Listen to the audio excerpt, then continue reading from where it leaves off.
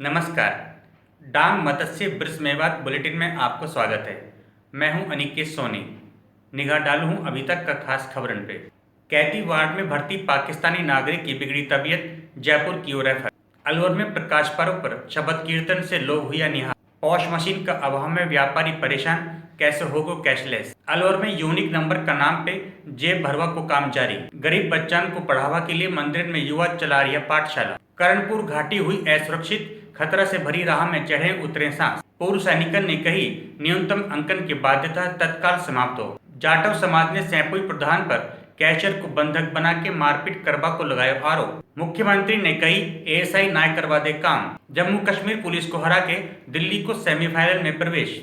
अब खबर विस्तार से। अलवर जिला कारागार का ट्रांजिट कैंप में भूख हड़ताल पर बैठा पाक सहित विदेशी नागरिकों की तबीयत बिगड़वा को सिलसिला जारी है। तबीयत बिगड़वा पे एक और पाक नागरिक साजिद को ट्रांजिट कैंप से सामान्य अस्पताल का कैदी वार्ड में लाए गए, जहां चिकित्सक ने वाको चेकअप करवा के बाद वापस कैंप भेज दियो। रिहाई और वतन वापसी की मांग को लेकर कैदी वार्ड में भूख हड़ताल पर बैठो पाक नागरिक ऋषि महेंद्र कुमार और मीनू को हालात बिगड़वा पे जयपुर रेफर किए गए। यहाँ से पहले अतिरिक्त जिला कलेक्टर शहर मोहनदान रत्नों, अतिरिक्त जिला कलेक्टर प्रथम हरभान मीणा सहित पुलिस उपाधीक्षक जय सिंह नाथावत और अन्य पुलिस अधिकारी अस्पताल का कैदी वार्ड में पहुंचा और वार्ड में भर्ती ऋषि महेंद्र कुमार को समझा के भूख हड़ताल तोड़वा को आग्रह किया। प्रशासन ने उपचार के लिए आया पाक नागरिक साजिद के जरिए भी ऋषि महेंद्र कुमार को समझावा को प्रयास किया, लेकिन पाक नागरिक अपनी मांग पर अडिग रहो। जापेवा को पुलिस गार्डन की निगरानी में अलवर से जयपुर रेफर किया गया।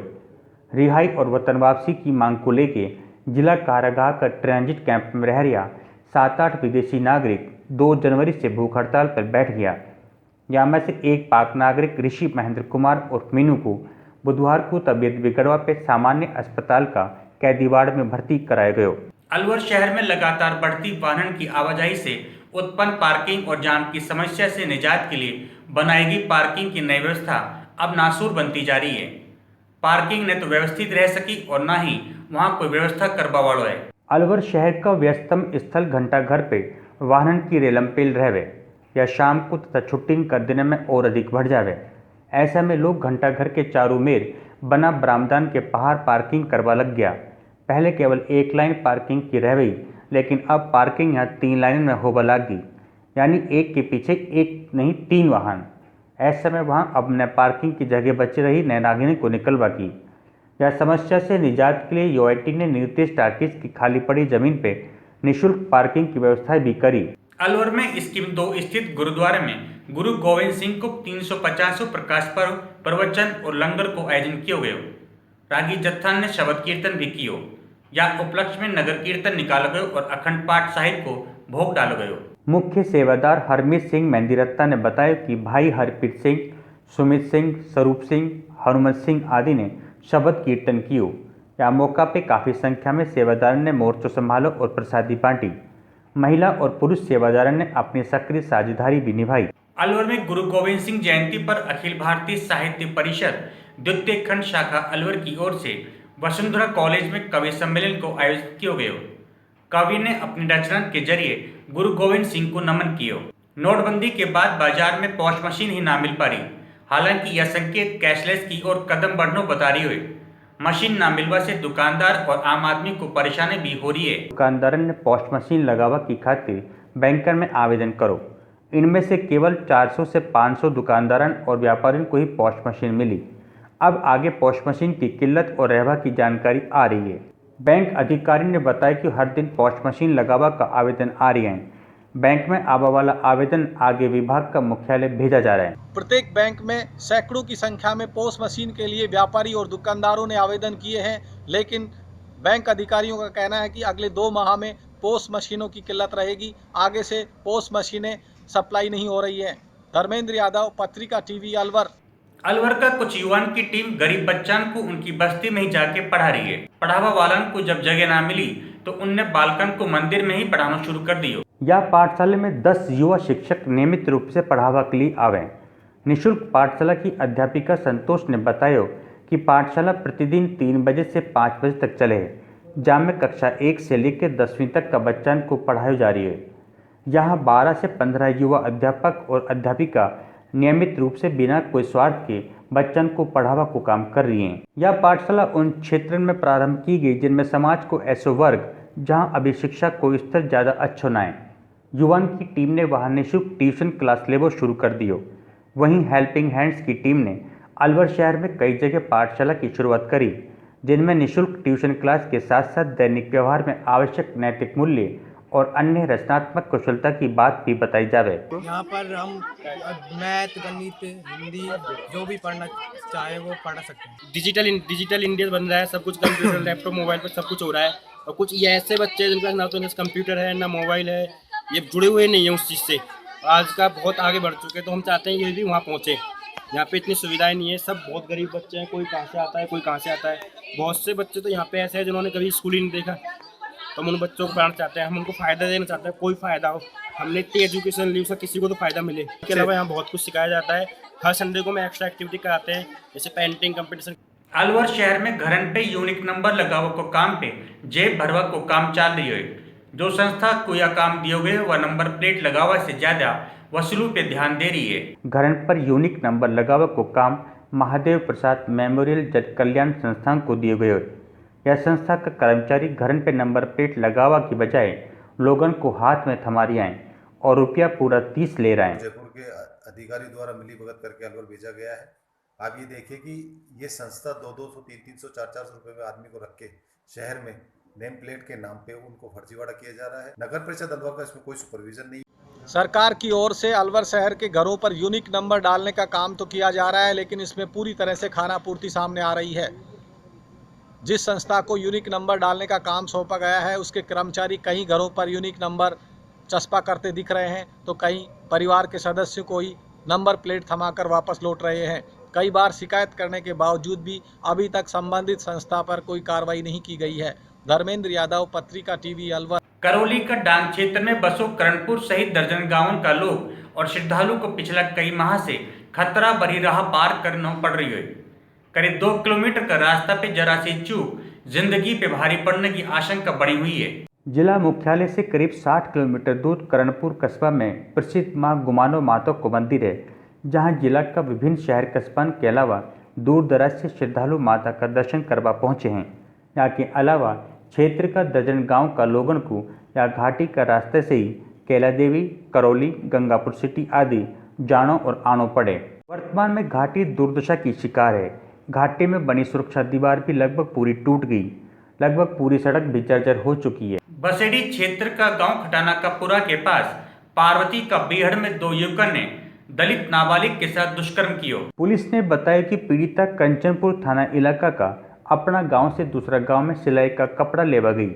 या दौरान बालिका जब वापस घर लौट रही तब आसाराम और संजू ठाकुर बालिका को बाइक पे बैठाकर बसेड़ी थाना इलाका का गांव खटाना का पूरा के पास पार्वती नदी का बीहड़ में ले गया, जहां दरू ने बालिक से दुष्कर्म किया। पार्वती के बीहड़ में कंचनपुर थाना इलाके के 2 आरोपियों ने एक नाबालिग बालिका से दुष्कर्म किया।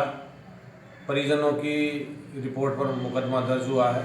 Hindaun city Rajasthan EX serviceman संघर्ष समिति का बैनर तले ECHS पॉलिक्लिनिक परिसर में पूर्व सैनिकन की बैठक हुई।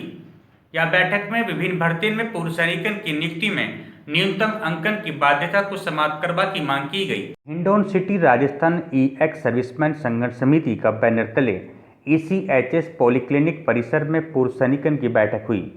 बैठक में विभिन्न भर्तियों में पूर्व सैनिकन की नियुक्ति में न्यूनतम अंकन की बाध्यता को समाप्त करवा की मांग की गई। साथ ही विभिन्न समस्या पर चर्चा के बाद SDO कार्यालय में प्रदर्शन कर CM के नाम ज्ञापन सौंपो। धौलपुर में सैंपल प्रधान मेनेंद्र लहरी पर कैशियर को बंधक बना के मारपीट करवा को आरोप है। जाटो समाज का लोगों ने निराधार और षड्यंत्र बताया। जिला भर से आया जाटो समाज का लोगों ने सुभाष पार्क में बैठक कर प्रधान की गिरफ्तारी और पुलिस कार्रवाई की निंदा करी। समाज का लोगों ने बताया कि राजनीतिक कारण के चलते प्रधान मेनेंद्र को षड्यंत्र कर फंसाए हुए, यहाँ के चलते समाज का लोगों में काफ़ी आक्रोश है और जगह जगह बैठक कर एकजुट हो रही हैं। प्रधान मेनेंद्र को षड्यंत्र कर फंसावे में बड़ा राजनीतिक लोगों को हाथ है। राजनीतिक रूप के तहत बोलता हुआ कही कि मेनेंद्र की लोकप्रियता व्यवहारिकता कुछ लोगों को पसंद न आ रही। सिंह मलिंगा का आदमी था वो अनुराग परमार, और उसने जानबूझ के झगड़ा किया है और उसकी सेह पर थाने में रिपोर्ट दर्ज कराई है। उसके दबाव के कारण मेरी सुनवाई नहीं है। जो अन्याय और अत्याचार हुआ है, हम मानते हैं कि अगर कोई कार्रवाई थी तो वो निष्पक्ष रूप से दोनों व्यक्तियों के बीच में करनी चाहिए। यदि गिरफ्तार करना था तो दोनों पार्टियों को करना चाहिए। और निवेदन करते हैं हम कि प्रशासन और शासन हमारे समुदाय के साथ में हो रहे अत्याचारों पर अमल करे और निष्पक्ष जांच करे, और जो दोषी हो उसको सजा अवश्य मिलनी चाहिए। और यदि इस तरीके से आगे हरकतें हमारे समाज के साथ में होती हैं तो समाज कभी इन चीज़ों को बर्दाश्त नहीं करेगा। मुख्यमंत्री ने कही कि भरतपुर की सुजानगंगा नहर को काम भारतीय पुरातत्व सर्वेक्षण नई दिल्ली के पास है। यह काम को सरकार अपने पास लेने को प्रयास कर रही है, लेकिन एएसआई काम करवा नहीं दे रही। यदि यह काम राज्य सरकार को मिलो तो यह पूरा कराया जाएगा। से पहले वाले विकास कार्य को लोकार्पण भी किया। मुख्यमंत्री ने कही कि सिंचाई तंत्र का सुदृढ़ीकरण के लिए 71 करोड़ रुपए को प्रस्ताव को हरी झंडी दी है। यहाँ से गुड़गांव कैनाल और भरतपुर का फीडर को शेष काम पूरा कराया जाएगा। मुख्यमंत्री ने कांग्रेस पे आरोप लगाया कि उनका 5 साल में जो काम न हुआ वह उनका 3 साल का शासन में ही हो गया। यही को नतीजो है कि राजस्थान आज अग्रणी प्रदेश की श्रेणी में जा खड़ो हुई है। भरतपुर में मेडिकल कॉलेज बनवा से अगला 2-3 साल में भरतपुर जिला का लोगों को अच्छी स्वास्थ्य सेवा मिलवा लगेगी। भरतपुर लोहागढ़ स्टेडियम पर मुख्यमंत्री की सभा में बयाना तहसील का गांव चौखंडा का दिव्यांग राकेश मीणा भी उम्मीद की आस में पहुंचो, लेकिन आपको यहाँ ट्राइसिकल के अलावा कुछ न मिलो। उन्होंने बताया कि बयाना भरतपुर मेगा हाईवे पे गत 18 दिसंबर 2013 को सड़क हादसे में वाक़ा बायां पांव में गहरी चोट लग गई। वह ने भरतपुर का निजी अस्पताल में इलाज करायो, जहां वाक़ा पैर में गंभीर संक्रमण फैल गया। दिव्यांग ने बताया कि इलाज पर वाक़ा करीब 6 लाख रुपया खर्च हो गया और वाकू भामाशाह कार्ड को भी कोई लाभ न मिलो। भरतपुर में श्री गोविंद सिंह को 350वां प्रकाश उत्सव धूमधाम से मनाया गया। हर्षोल्लास से गुरुद्वारा पहुंचा श्रद्धालुओं ने मत्थो टेक के अरदास लगाई। रागी जत्था बलजीत सिंह और राजेंद्र सिंह खालसा के बाद शब्द कीर्तन से गुरुवाणी सुनाकर उनका रास्ता पे चलवा को संदेश दियो। भरतपुर का रूपवास स्थित पंजाब नेशनल बैंक में सुबह कतार में लगा ग्राहकन को कैश न मिलवा से ग्राहकन ने हंगामा कर दियो। ग्राहकन से धक्का मुक्की होवा पे ग्राहकन में और बैंक कर्मचारियों के बीच गाली गलौज होयो। रूपवास का पंजाब नेशनल बैंक में कैश आवक की जानकारी मिलते ही सुबह 8 बजे से बैंक का बाहर कतार लग गई। बैंक खुलवा पे बैंक कर्मचारी ने कुछ लोगों को कैश लेवा के लिए अंदर बुला लियो। करीब 10 बजे बैंक की कतार में लगा लोगों को नंबर न आयो तो लोगों ने हंगामा कर दियो। यहाँ पे बैंक में लगा एक गार्ड ने ग्राहकन से धक्का मुक्की कर दी। यहाँ के बाद ग्राहकन में रोष पैदा हो गया। यहाँ दौरान ग्राहक और बैंक का कर्मचारी में गाली गलौज शुरू हो गई और 2 बजे तक हमारा सर्वर डाउन हुआ था। 2 बजे बाद हमने पेमेंट बांटा और अब भी बांट रहे हैं। हम तो 3 बजे पेमेंट बांट रहे हैं, 3:15 बजे से पहले बांटा है, सुबह से बांटा है। और जयपुर आगरा राष्ट्रीय राजमार्ग गांव बछरन स्थित ओवरब्रिज पर कार ट्रक भिड़ंत में महिला सहित 3 जनन की मौका पे ही मौत होगी, जबकि हादसा में गंभीर रूप से घायल 3 जनन को पुलिस ने दौसा जिला का अस्पताल में भर्ती कराया। पुलिस ने बताया कि अजमेर से कुछ लोग कार में उत्तर प्रदेश का कानपुर जा रही हैं। हाईवे पर गांव बाचरन स्थित ओवरब्रिज पर एक ट्रक ने कार में टक्कर मार दी। टक्कर इतनी जबरदस्त थी कि महिला सहित 3 जनन की मौका पे ही मौत होगी, जबकि 3 अन्य गंभीर रूप से घायल हो गया। सूचना पे पुलिस ने कार में फंसा घायलों को एम्बुलेंस से दौसा का महवा अस्पताल भिजवाया, जहां एक अन्य के भी उपचार के दौरान मौत होगी, जबकि 2 अन्य को यहां उपचार चल रही है। सरकार की सैनिटरी नैपकिन योजना संभाग मुख्यालय का जनाना अस्पताल में दम तोड़ रही है। जहां लगी सैनिटरी नैपकिन मशीन करीब 1 माह से खराब पड़ी है, लेकिन वह कुछ सही न कराया जा रहा। भरतपुर का आरबीएम और जनाना अस्पताल और आरडी गर्ल्स कॉलेज सहित शहर का स्थानों पे महिलाओं और युवतियों के लिए सैनिटरी नैपकिन मशीन लगाई गई। मशीन में 10 रुपया को सिक्को डालवा से 3 नैपकिन बाहर निकलता। इनके पास ही एक मशीन और लगाई गई जहाँ में इस्तेमाल किए नैपकिन को नष्ट किया जा सके। जनाना और आरबीएम अस्पताल में लगी नैपकिन मशीन को महिलाओं को लाभ न मिल पा रही हो। जनाना अस्पताल की नैपकिन मशीन को खराब हुआ 1 माह से ज़्यादा को समय बीत चुका है।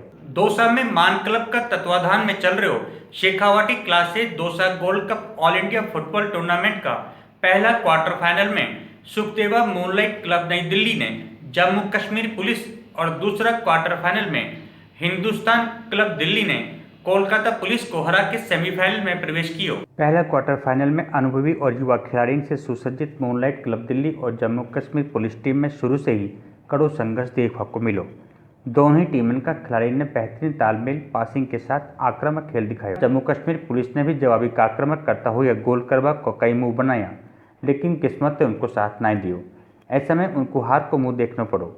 मैच में बेहतरीन प्रदर्शन करने पे जम्मू कश्मीर का यासीन अहमद को मैन ऑफ द मैच चुना गया। हिंदुस्तान क्लब दिल्ली और कोलकाता पुलिस के बीच शुरू हुआ दूसरा क्वार्टर फाइनल मुकाबला में भी दोनों ही टीमों ने बेहतर खेल दिखाया। पहला हाफ में कोलकाता का युवक खिलाड़ी ने दिल्ली का अनुभवी खिलाड़ी को गच्चो देते हुए मैच का 6 मिनट में ही अभिजीत मेहता ने गोल कर टीम को 1-0 से आगे कर दिया। इसके बाद कोलकाता ने भी गोल करवा को प्रयास किया, लेकिन दिल्ली ने कोई मौका नहीं दिया।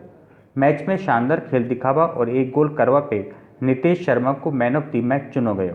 डांग मत्स्य ब्रिज मेवात बुलेटिन में फिलहाल इतना ही। देश प्रदेश की बाकी खबरों के लिए देखता रहो पत्रिका टीवी राजस्थान। नमस्कार।